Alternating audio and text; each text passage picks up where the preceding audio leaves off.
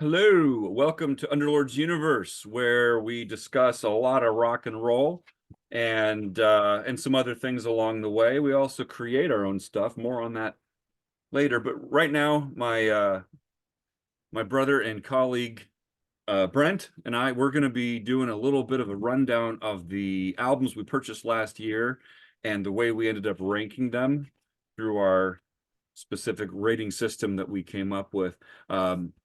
As anybody who stumbles across this might know or figure out, we're not professional critics. We're not professional reviewers. Nobody sends us stuff. We're just simply operating off of what we chose to buy this year.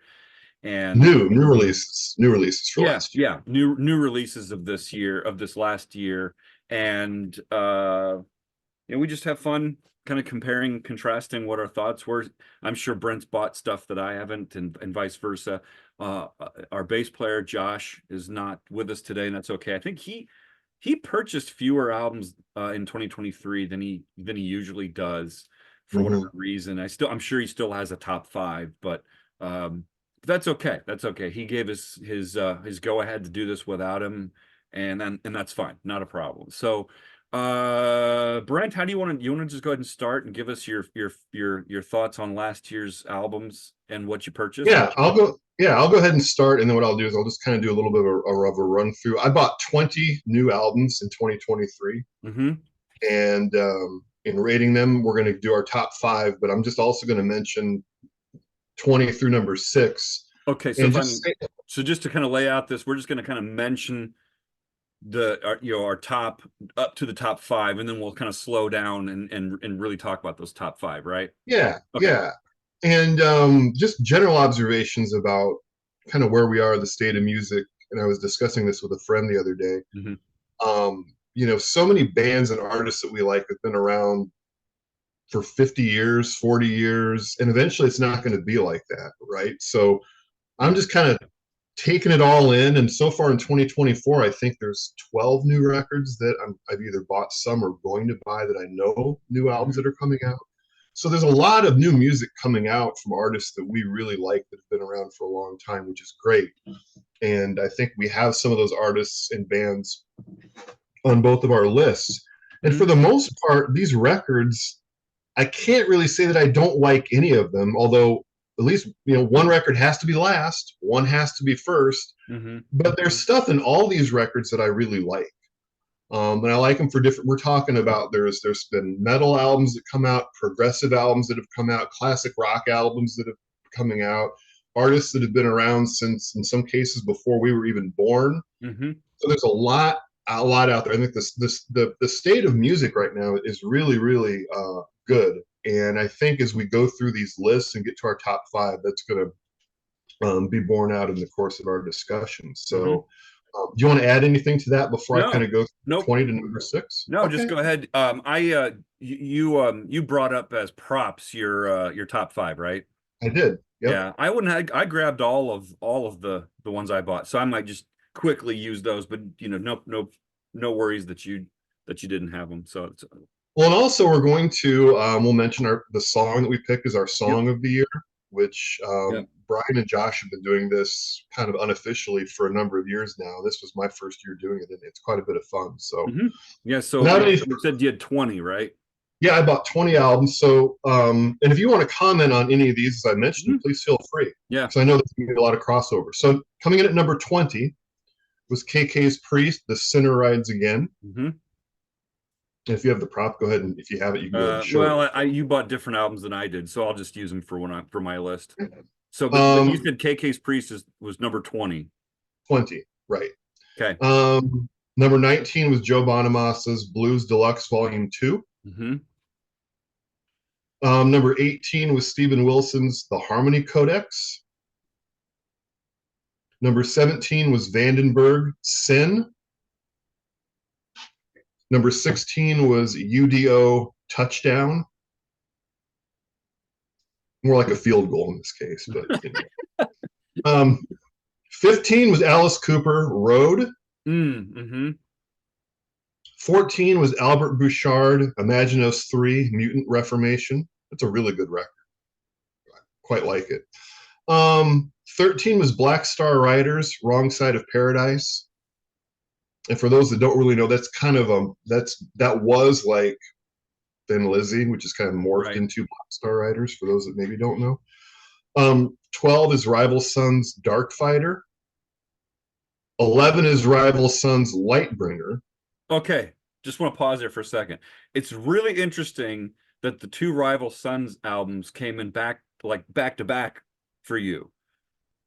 Because for anybody who's stumbled across this and is watching it, Brent and I and the other guys when they're part of this, when we rate albums, we go through a system of adding up the total point value and then dividing by the total. So it's not as if you just clumped them together because they're both Rival Sons albums. That's just how the numbers.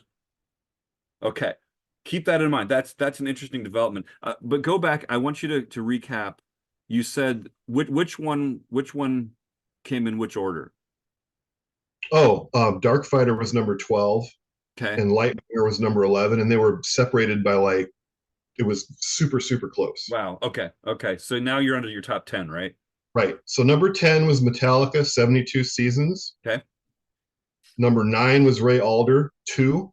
Mm-hmm. Number 8 is Last in Line, Jericho. Mm-hmm. Number 7 was Mammoth, WVH, 2. Wow. Okay. And number 6 was Elegant Weapons, Horns for a Halo. Okay. So that's 20 through Yeah. number 6 for me for You 2020. you had several albums in there that I did not buy. I'm not a UDO or accept. I just haven't ever really delved into that element of German metal. They're both totally German, right? Yes. Yeah. And then who else did you? Oh, Vandenberg, for example. So yeah, I didn't get those, but I bought 24, and but I actually listened to and rated 25. So one I don't have a prop from, but that's okay. So my 25th spot was KK's Priest.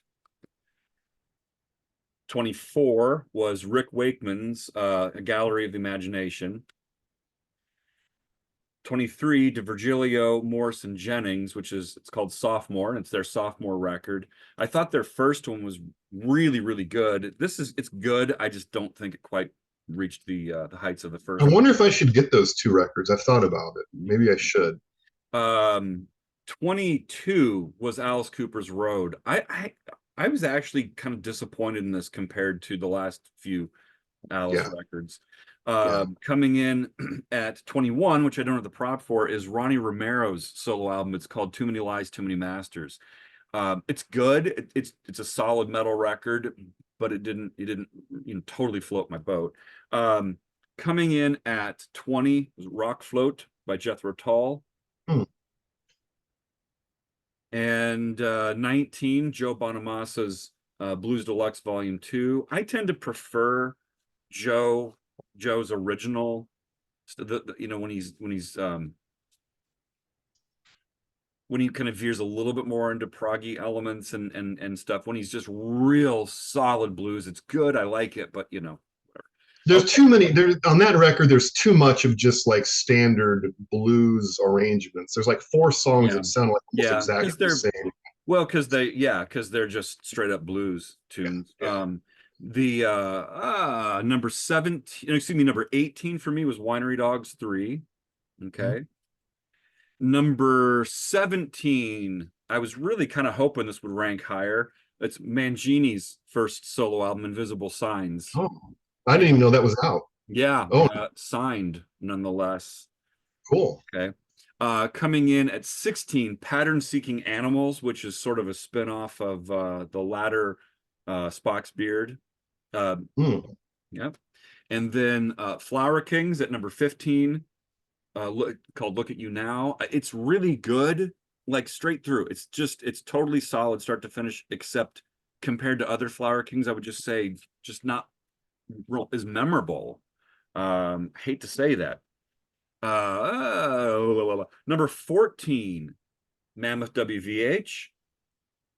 Number 13, Last in Lines, Jericho. Number 12, Ray Alder. 2, which I think it's a really solid record, although I do think that his first one might edge That's it out. better. I think so. Icon of Sin Legends, featuring a vocalist who sounds exactly like old Bruce Oh Dickinson, yeah, yeah, or I yeah. should say young Bruce Dickinson. Hmm. Fun record because of that. Then at number 10, Metallica 72 Seasons. Number 9, Nuclear Power Trio, solid. And number 8, yes, Mirror to the Sky. Number 7, here's where it gets fun. Mm. Lightbringer by Mm. Rival Sons. And number 6, Dark Fighter by Rival Sons. So weirdly enough, based on our calculations, you and I put these albums maybe not in the same spot in the rankings, but we put them back to back nonetheless. Hmm. That's kind of weird. That's weird. That Yeah. is weird. Yeah. So anyway, that's bringing things down to the top 5, right? Yeah, if Lightbringer was number or Darkfighter was number 6 for you, yeah, we're down to our top 5. Yep, that Dark Fighter is number 6. That's right. Okay.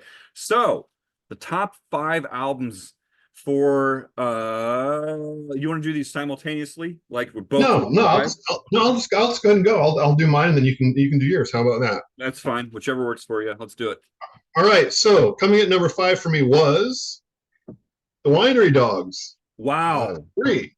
Okay. Now, Now hang on. um, Because I just want to see. I ranked that at number 18, and you put it at number what, 5? 5. Wow. Okay. This is a big surprise. Now, I like the Winery Dogs quite a bit. I think if I was pressed, I would say their second record is probably my favorite of the 3. Mm-hmm. But and when I heard the first single Xanadu, it's not that I didn't like it. I was not. It wasn't that I didn't like it. I liked it, but I thought, oh, okay, this is going to be a good record. But as I get into this record, of course, with a band like this, and for those that don't know, it's a super group with Richie Kotzen and Mike Portnoy and Billy Sheehan, and these guys can tend to overplay. Sometimes with groups like Dream Theater, they can just here. Let's just show you how great we can be, and we'll just play all these notes and do things a million miles an hour. And I'm not the hugest fan of Richie's voice. Mm-hmm. I love his guitar playing. I think he's a phenomenal guitar player. But again, this is an example of why we do this. This really surprised me that it got into my top 5. I think it's a solid record all the way through. As I look at my notes, I didn't give anything on the record anything less than a 3. The high point for me was Stars. I gave that 5 stars. Mm-hmm. It just happened to be that way. But Xanadu and Right. Pharaoh and the Red Wine, I gave those 4 stars. Overall, I think this is a 3.5-star record. For me, it came in at 71%. Yeah. It's just a solid, good, progressive rock metal record with exceptional playing because the guys are all exceptional talents. Mm-hmm. And if you're a fan of any of these guys or the bands that they work in and you're not familiar with the Winery Dogs, they have 3 studio albums. Check them out. Yeah. It's really good. So I just jotted down. You said Stars is the top song on the album for you. For me, yes. Yeah. I'm going to go back and listen to it again. I thought it was a good record. I enjoyed listening to it. It just, when I calculated my totals, it came in at number 18. It wasn't near the top. So, okay. There you go. So that's your number 5, your number 4. That's my number 5. Yep. Okay. Go ahead and do your number 5. Unless you want me to go ahead and do the rest of mine. Yeah. My number 5, Imagine Us 3. Wow. Albert Bouchard. Okay, so for me, just to kind of make the point, that came in at number 14 for me. Mm-hmm. Now, I actually kind of struggled a little bit with this in one respect. It's like, the vast majority of this, of course, is stuff it's reworked older songs, and it's like, well, does that qualify as a new album? And I think that given the focus that he's had over the last few years, of doing this extended 3-part Imaginos series where he kind of re-envisions the music and everything, I had to include it. I do think, I should apply our rating system to the other two albums. My gut feeling is that this is my favorite of the three. I just really, really liked the renditions of these songs, and I just really don't know what else to say about it. It's if you're open to different interpretations of old Blue Oyster Cult classics and a few other little things thrown in that you might not have heard before. Yeah, awesome. I And, thought and he bring really, really good. and he brings in some guest musicians to work with BOC connections to work on the record, which is kind of cool. Yeah, I give it, it's a 3.5 star album. Not every which is in the top tier for me. So yeah, number Okay, 5, cool, Albert cool. Bouchard. Okay.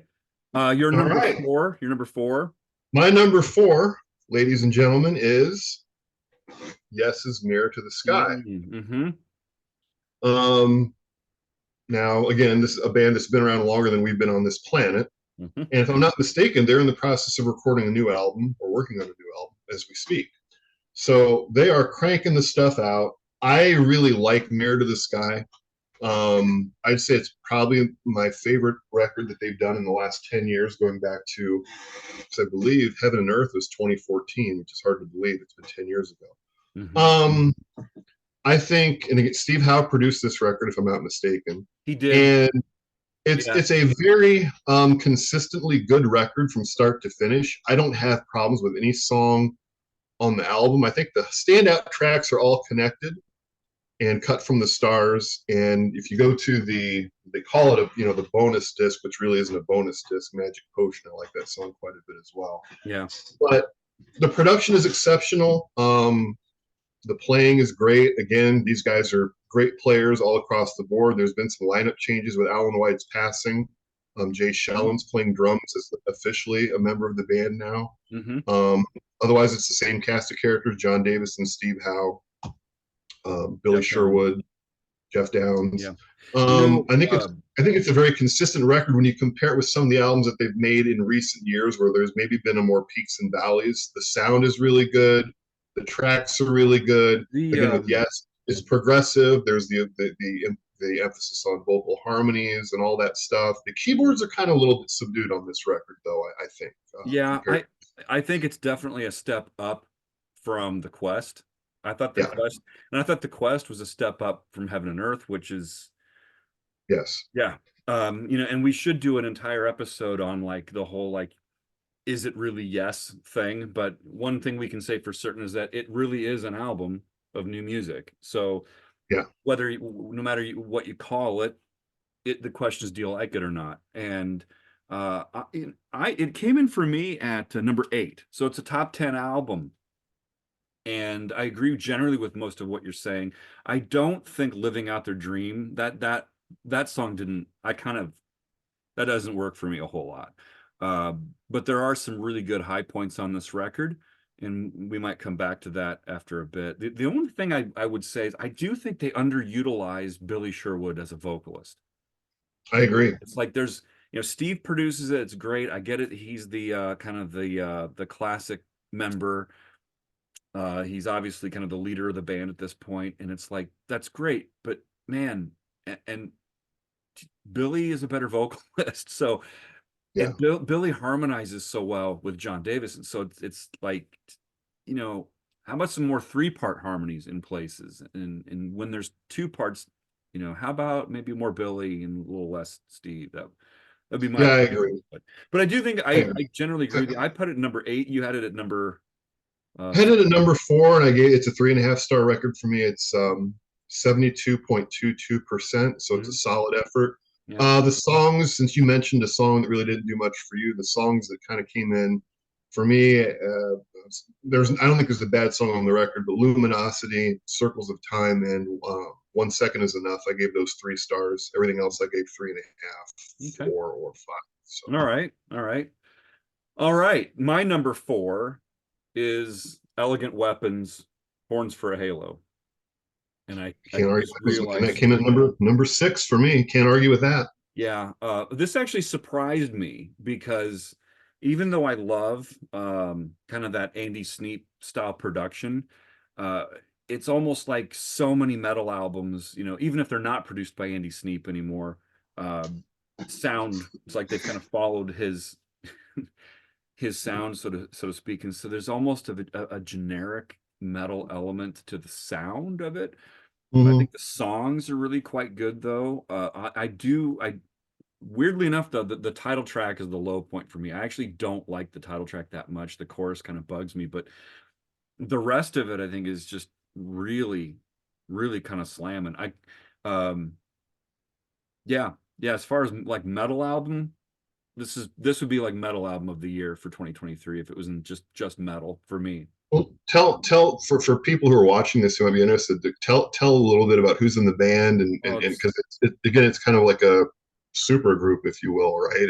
it's Richie Faulkner from Judas Priest on guitar, and then Ronnie Romero on vocals, who I mentioned a moment ago had a solo album out as well. And then the bass playing was Rex Brown, but Mhm. he's obviously doing Pantera again, so live it's um, Dave Rimmer. Dave Rimmer from Uriah Heep, who's playing bass live, Mhm. and Scott Travis did the drums on the album as well. So, but I think Scott Travis isn't playing live on No, it either. accepts drummer is Okay, playing live. okay, There's actually a really cool pro shot. If you don't know, there's a pro shot video of them playing at a festival where they play like eight songs, and it's a really good pro shot show on YouTube. You can check it out. It's really cool. cool, Very cool, good. cool. All right, what's your number three? So number three for me is Mystery's Redemption album. Aha. Um, and I think this might be their finest record in quite some time. This is really, really, really good. And for people who don't know who Mystery is, it's a progressive metal rock band. Um, Maybe a little and less on the metal side, but yeah, there's metal a piece of trappings. it. Yeah, there Yeah. are pieces of it you'll find like metal riffs and so forth in the record, but it's very melodic. Um, Great vocals, great guitar playing. Again, standout musicianship across the board. For me, this is a 3.5 star record. I gave it 73.75%. I think the great songs on the record are The Beauty and the Least, Behind the Mirror, Is This How the Story Ends? Hmm. Those are my favorite songs on the album. I didn't give anything on the record anything lower than a 3. So everything's a 3 or a 3.5 or a 4 or a 5. Again, it's very consistent. Hmm. It's there. I don't think Mystery's put out a bad record, and I think you actually introduced me to Mystery back when Yeah. Benoit David, former Yes singer, was the vocalist for Yeah, and Mystery. to that point, it's my number three as well. There you go.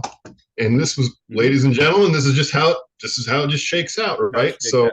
It shook out that way, and yeah, So it's. what say you about Redemption? What do you think about it I compared think to like some of their previous work? I think it's a really really strong record. And I won't say which one yet, but one of the tunes on this record is a contender for Song of the Year. I So, agree. and I think there's a really really well known prog uh YouTube channel, the Prog Report, and they're great. They do great uh, programming, but and they did a whole episode on the prog albums of 2023, and you know, just like us, I mean, they couldn't include everything, and this was not, if I recall correctly, this was not in their list of. I think they had 25, 30 prog albums from last Oh, last year.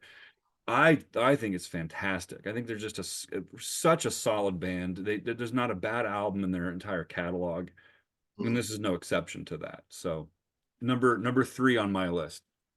All right. Okay, We agree. That's the one that's album where we match up so that far. is We have one where we one. match up. Yep. What? Okay, All number right. two. Number two for me was Trevor Rabin's Rio. Well, then I'll just say that number two for me was Trevor Rabin's Rio. So let's just, Yeah. Trevor's first record, his first solo album in 34 years. Yep. And he sounds so good that this could have been done 3 years after he did his last one. It's Wow. that good. Um, He sounds amazing. His voice, it's hard to believe the guy's now 70 years old and he sounds as good as he does because he still has the range that he always had. This record is a really to my ear, it's a really good combination of his straightforward rock sensibility and pop sensibilities because he's very much, I would say, he very much has pop leanings. Well, he's melodic. I mean, he's great at Yes, melody. Yeah. yeah, but there's also some really proggy elements. Like the second song on the record, "Push," is the arrangement for that is just it's all over the place. Yeah.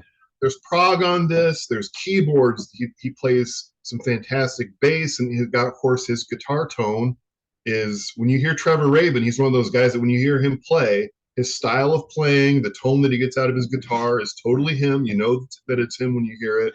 Mm-hmm. He does like the song Oklahoma is just a different, there's no song that he's ever done to my recollection that's been like the song Oklahoma. So yep. There's a song like Paradise, which is like totally, you can hear something on AOR radio. So this album kind of runs the gamut in terms of styles. Mm-hmm. It sounds great. He obviously put a lot of time and thought into it since he hadn't done a solo album with vocals. This was his first album with vocals in 30 some years. We actually did an episode just on this album earlier this year because of that. It's like, oh my God, Trevor's got a new album out. Let's talk about it. And I agree. The one thing that this was actually surprising to me that it came in this high though, because to me, I mean, there are a lot of different styles on this record, and to me that does lend to number one, I mean, it keeps things moving, so things stay interesting. On the other hand, though, it really does take you in a lot of, you know, unexpected directions, which is I think what he wanted to do. But it came in only 0.25% ahead of Mystery for me. So you know, you could argue that on any other day, if I rated one song half a point higher or half a point lower, it would have been flipped around, you know. But yeah, but so what are the songs in this record that you like the most? What would be your standout tracks on this record? Oklahoma, Push, those two. Paradise I didn't like quite as much. I also have the deluxe version as well that has a few extra bonus things, one of which is a demo for a song called Fragile, which a couple of years ago actually ended up a version of that ended up out, and you can find it on YouTube, and it's got John Anderson on it and Rick as well. But this version does not have that, but it's really strong record. Yeah, I'd say my favorites are Big Mistakes, Push, Paradise, and Toxic. Interesting about Paradise is it's actually, even though the song, if I'm not mistaken, the song is called Paradise, but lyrically the lyrics are pretty dour and dark. I think so.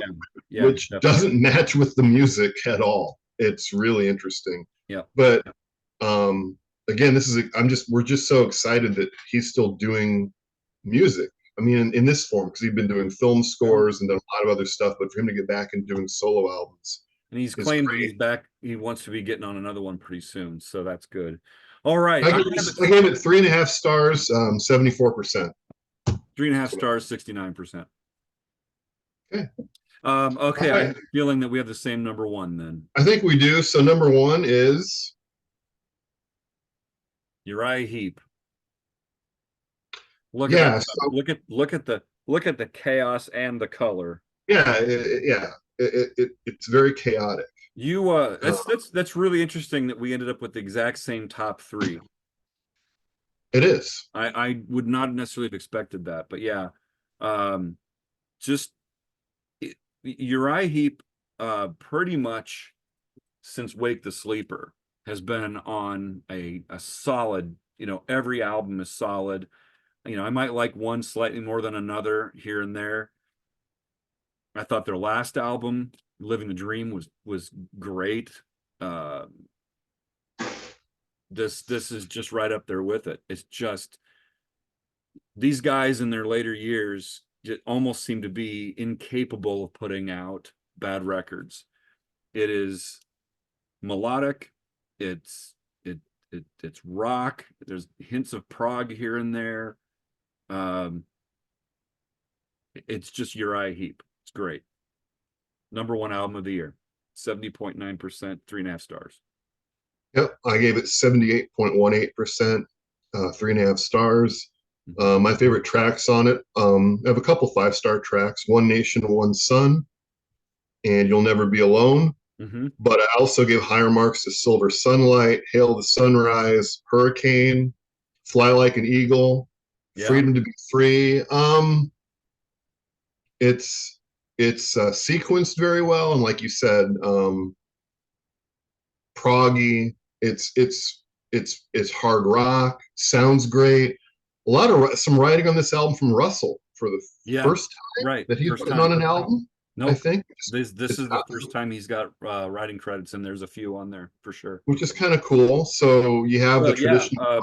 In fact, I think the first single, Hurricane, he co-wrote Hurricane. That was the first single, and good tune. It's funny because I went back and looked at all of my ratings before we did this. I didn't give a single song a 5-star this year, and part of that's because I tend to rate an album pretty quickly after I get it, usually within 2 to 3 listens, and oftentimes it might take a few months and then going back and going, God, that's a 5-star song, So I think that's a good point. What I usually do, like because I've already rated a couple albums that came out this year. What I do is I kind of listen to it once or twice, let it marinate a little bit, and then I'll rank it maybe like the 3rd or the 4th time. Because like you said, when you listen to something a few times, or even maybe a month later, you might go back and say, I'm going to change that and bump that up or knock it down. So by no means is there, these have been massaged a little bit, I think, probably for both of us over the course of time. If you go back and listen to something, you might change something. But this is a record that I knew right when I heard the first singles. I'm sure you did. You're like, yeah, they've done it again. This is going to be another good one. Yeah. And I think this is a good segue to move over into Song of the Year. But yes, before we do though, let's just do a quick recap of our top 5. Okay. Let's do that with our. Okay, so my number 5 and your number 5. Yep, right here. Albert Bouchard. Yours was Winery Dogs. Yep. Number 4 for me was Elegant Weapons. Yours was the new Yes album. 3, we both had Mystery. Yep. Redemption. And then we both had Trevor Rabin's Rio. And of course, number 1, like we said, Uriah Heep's Chaos and Color. Number 1. Okay. So I find this Song of the Year thing really kind of a difficult task in a way, because I've noticed I've got a few songs that are contenders for Song of the Year that are more in the prog realm, and then more that are kind of in the rock/metal realm. So it's difficult for me. But I'm gonna do it. I have one designated. I have it picked. And I can talk about all the others briefly, getting down to that point. Okay. Well, do you want to go first, and then I'll. Sure. Do you want me to do all of mine in order, and then you do all of yours in order? Or do you want to do it back to back like we were just doing? You go ahead and do all yours. How many contenders do you have? I did 5. So I have an album of the year, and then I have 4 runners up in order. Song of the Year? Yeah, I'm sorry, Song of the Year. Yep. Yeah. Yep. I've got to me it came down to 6 tunes. Okay. So let me start. I'll start with 6, and then then we can both do our 5, 4, 3, 2, 1. Okay. Sure. So let me see here. Let me just. I made myself limit it to 5. As you said, it's tough. I mean, when you're talking about 20 records, 8, 9, 10 songs on each record, there's a lot to pick from. A lot of different styles. It's hard. But we do the hard work, people. We do the hard work. Right. So okay. Here's what I'm gonna do. I am not the only song I'm gonna reference here in order is the number 1. My number 1 song. The rest of these could kind of flip flop around. Okay. But I'm gonna say off of Last in Line, off the Jericho album by Last in Line, Hurricane Orlaw. Hurricane Orlaw is absolutely slamming, and when I originally rated it, I gave it a 4.5. I might give it a 5 now. It's one of those songs where when I first heard it, I was like, I like that. That is absolutely spot on. And then if I put it on now, I like it even more. It's like it's just that good. So Hurricane Mhm. Ola from uh Last in Line, and Okay. then kind of sticking with the kind of the metal side of things from Metallica's new album, If Darkness Had a Sun. I think is one of the best Metallica songs to come out in a long time. Unfortunately, I think that there's some clunkers on the record that really slow things down. So as a Hmm. record, it didn't quite hold up as much, although I still think it's pretty dang solid. But Hmm. If Darkness Had a Sun, I think is one of the best tracks on the record, for sure. And I think they ended up releasing it as a single, although I'm not sure I paid. I think you're right. I think that's right. Okay, you're number 5. It, Okay, so it just so happens that these 5 songs of the year came off all of my top 5 albums of the year. That okay, wasn't planned. That's how it and came out. So notice those two that I just referenced were not in my top 5 albums. right. So In this fact, just I have another one that's not in my top 5 albums. yeah, it just happened that this is how it worked out for me. So number 5 was All Connected by Yes. Oh, okay. I love this song. I don't know what it is. I think Steve's guitar work, there's some stuff he does in this track that's super cool. I love the vocal. I love it's let's see, what is it? 9 minutes long. It doesn't seem that it's 9 minutes long, which is indication that it's a really good song. It's proggy, it's hooky, it's riffy. Hmm. John does a really good job on the vocal. I love All Connected. I think it's a great song. So that was my number 5. That was my 5th runner up for Song of the Year. My number 4, again, I can flip flop these around a little bit, is the title track from Mirror to the Sky. I think that the bass work on it, Billy's bass work is it's like, he and Chris, you could tell that those guys, that Chris really is a solid influence on Billy, and that Billy's really carrying the torch there in a proper and respectful way. I I, really love the title track to the new Yes record. I agree. It's almost like he also has the same bass tone that Chris Oh has. yeah, yeah, Kind of keeping the spirit of Chris alive in yeah. this music. And it's But he, like I think if Chris would listen to this record, I think he would say, "Yeah, yeah. you But guys hit a home run with that record." to that point though, it's not as if Billy plays all the same gear. He doesn't. I mean, he Nope. plays his own. I think he plays primarily Spectre basses, for example. But But do you agree that tonally yeah. they're very similar? Oh yeah. Without question. Trebly, yeah. Yep. All right. So what was that for you? That was your number. At 4. Okay, so 4 for me, and again, just happens to be off one of these top 5 records for me. Stars off of the Winery Dogs. It's a great song. It's just I'm gonna have to go back and listen to it again. I love the chorus. I love everything about it. I just think Okay. it's just an amazing song. All right. Stars. Number 3 for me is Push from the new Trevor Rabin. Just a prog, a Trevor Rabin prog masterpiece. Push. I agree. Absolutely. That's number 3 for me. Okay. Hmm. Number 3 for me, my runner up, of course, is Big Mistakes Mm. from Trevor. I remember when I saw the video for the first time, it took me a while to really understand how great that song was. The first time I wasn't really quite sure what to think of it. And then as I listened to it, admittedly, over and over and over Hmm. again, it's fantastic. I love the bass fills in the end, near Oh the my end of God. the song. Yes. Yeah. And to your point, Push is my other favorite song on the record. So those two starting that record Hmm. back to back, Yeah. phenomenal. Coming in at number 2 for me, and I'm going to preface this by saying this. This is a really long track. I think it clocks in around 20 minutes. I think. You'll have to double check me on that. And it could be number 1, except I often don't have time for a 20 minute long. I got to make the time for it. But is this how the story ends? from the new Mystery record. That is nearly perfect. I mean, it's just that. It's Oh my God, that is so good, so good, it's amazing. It's amazing. so good. I think Josh told me a couple weeks ago that he, for whatever reason, had still hadn't picked that album up, and Dude, I rarely tell anybody that they should do something like that, but Josh, I think you should. Okay, okay. That's I, anyway.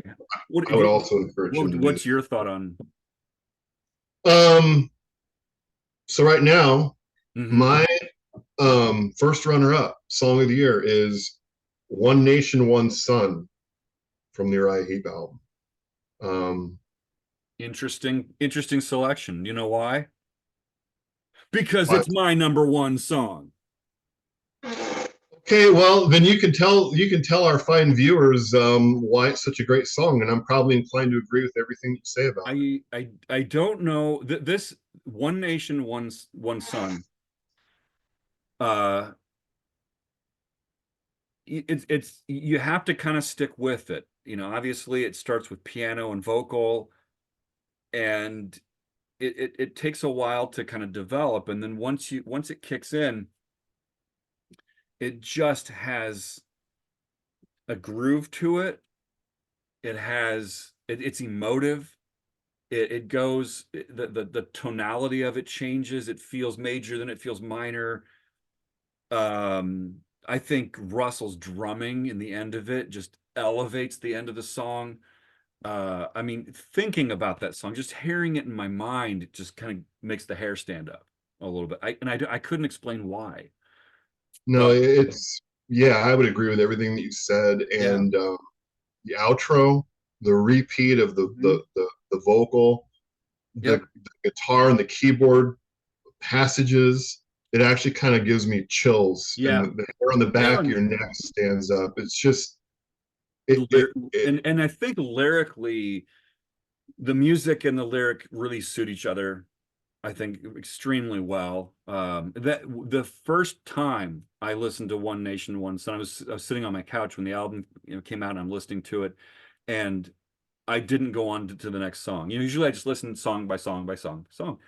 I listened to One Nation, One Sun. I got near the end of it, and I'm like, I'm listening to that again, and hit back. And I think I listened to it maybe 3 times in a row the first time I listened to it, and that's why I'm putting it in at number one. One one thing I will Nation, One say. Sun. Yep.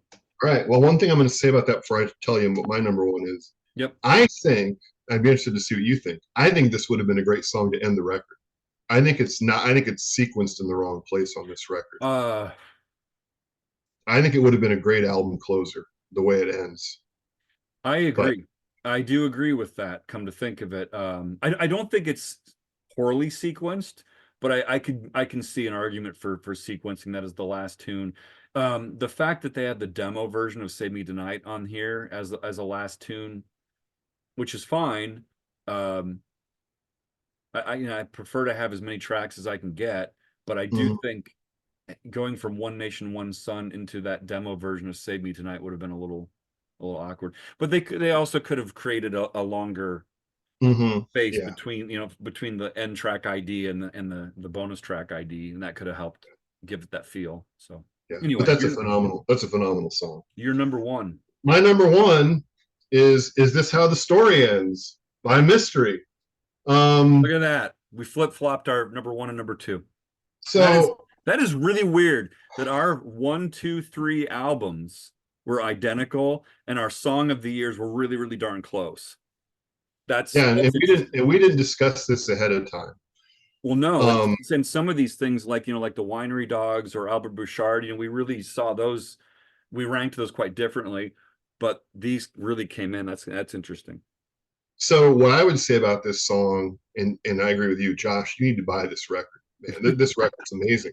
This is a song that's like 19 minutes long. It doesn't seem like it at all. There's so much going on this song.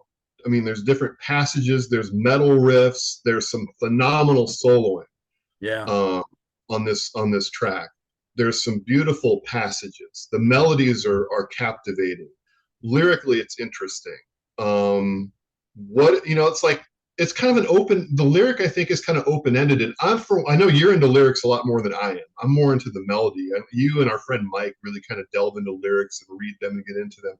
This is one where the lyrics are, I think, are interesting because it's kind of open-ended. I think, what does it actually mean? It could mean a lot of different things. The song takes you places where I think really good music and song should take a person. I always say good music makes you move, but great music moves you. Mm-hmm.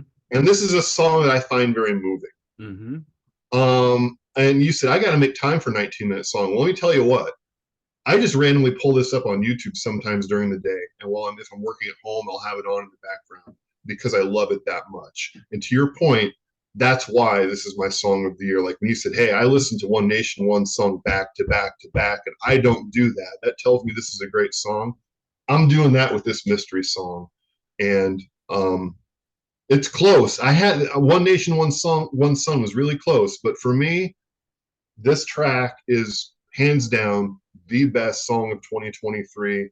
It's a masterpiece. If anybody hasn't heard it, I really would encourage you to check out that and the other songs we've talked about because they're all really good. They're all good. It's funny because as the year went on, I kept going back to like those, and it's like, wow, man, I kind of I for the ranking purposes, I stuck with my initial numbers, but those are a couple songs where it's like, I'd boost One Nation, One Sun to a 5. I'd boost Is This How the Story Ends to a 5. They're 5-star songs. They're just so good. So cool. Yeah. At any rate, there are a couple albums out there like the Vandenberg, the UDO. Maybe I'll check those out because, like I said, you can't take in everything in a year. No. So we're into early 2024 at this point, and I know we both have gotten the new Lucifer record. I know you got the new Saxon. I did. So we're on our way to another year. A lot of albums to look forward to coming out, and we're working on a couple of our own.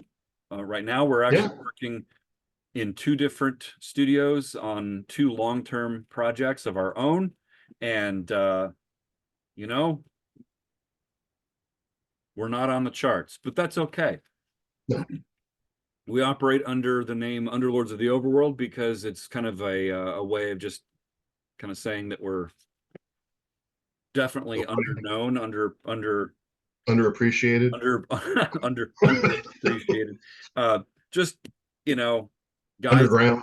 It's underground, and but we take a lot of pride in that. Our bass player also writes fiction, and we're going to put a couple links to where anybody could access that stuff if they're interested in supporting independent local artists. And we're on our way in collecting the some releases from this new year, and a year from now we'll be back here doing this again. Yeah, and hopefully we'll have a couple of our own releases out this year. I don't think they'll qualify for album of the year, but for maybe some of y'all will listen to it and think that it's album. There's some really cool stuff we're cooking up. I'll just say that. I think so. Okay. Well, that does it for me. Yeah, thanks for tuning in. And we'll chit chat with y'all later. Until next time. Bye-bye.